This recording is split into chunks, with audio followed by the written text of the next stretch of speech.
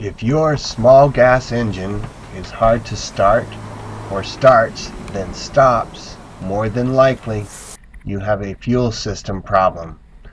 Replace the fuel filter first thing.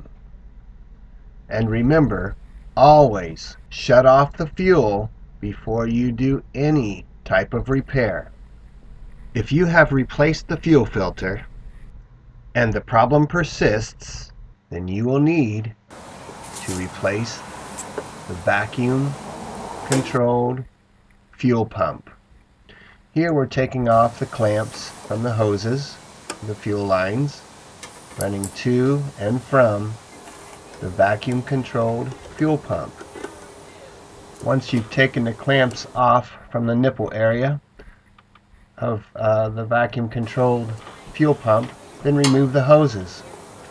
Take off the fuel coming in. That's your first one to take off. Put that kind of up in the air so the fuel will not leak out of there. You should have the fuel valve off. Then remove the fuel going to the carburetor. And then you want to loosen your nuts that are holding the fuel pump to the body of the engine. Just remove those bolts. Excuse me. Once you've removed those bolts, and you use a number 10 millimeter is normally what they're held on with. Remove those bolts and you'll be able to take off the vacuum control line that's going to the fuel pump. As you can see, I use gloves here, rubber gloves, so the fuel doesn't get on my hands. It can be messy. Take your time. Once you have that fuel pump removed, it's time to replace it. And the replacement part you can get at most auto parts stores. This part number is 7-08015. It took me a little time to match up the proper part. I replaced this over the weekend, so the company that makes this machine was not open. So I went to the auto parts store. You know, try to find someone who has the time to look up the part with you. Once you are sure that you have the proper part, go ahead and install the new one. It's really easy. First thing you do is put on the vacuum hose and then mount the vacuum controlled fuel pump back to the engine housing.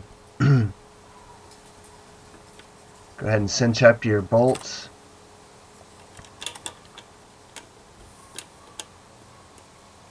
Once you've cinched up those bolts pretty well, you'll be able to put on your fuel hoses.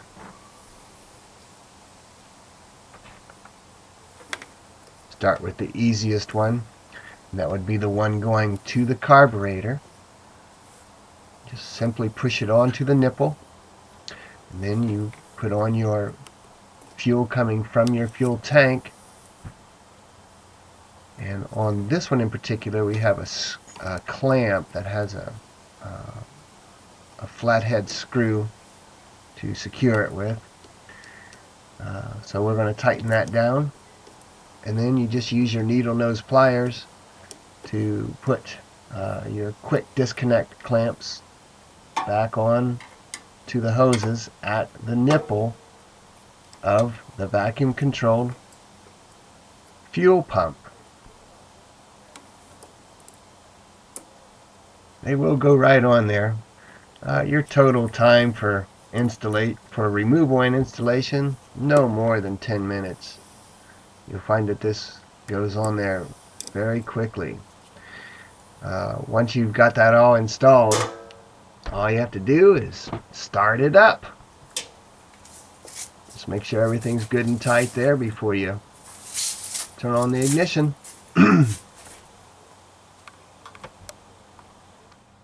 Be sure to turn the fuel on, and as soon as you got that turned on, voila! That sucker will start right up. It might take it a few turns there to start, since you didn't have any fuel running through the vacuum controlled fuel pump. But once it gets through there, it'll start right up.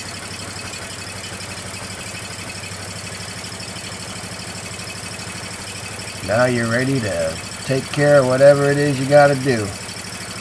This here's the 1820 Ditch Witch. We use it every day installing drain tiles.